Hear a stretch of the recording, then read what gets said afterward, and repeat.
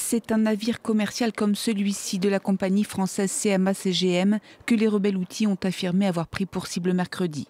Une nouvelle attaque dans les eaux de la mer Rouge, des rebelles houthis qui disent agir en solidarité avec les Palestiniens de la bande de Gaza.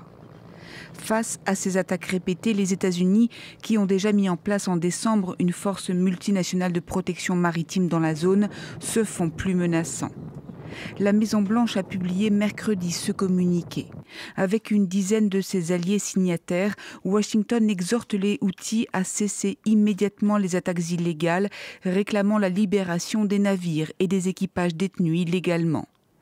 Faute de quoi les Houthis porteront les conséquences du fait de menacer des vies, l'économie mondiale et la libre circulation du commerce. Dans les heures qui ont suivi cette publication, le porte-parole des rebelles houthis s'est exprimé depuis la capitale yéménite.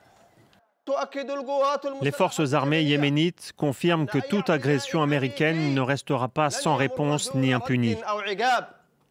Elles mettent en garde l'ennemi américain ou d'autres pays contre toute agression ou mesure prise pour la protection des navires commerciaux à destination d'Israël.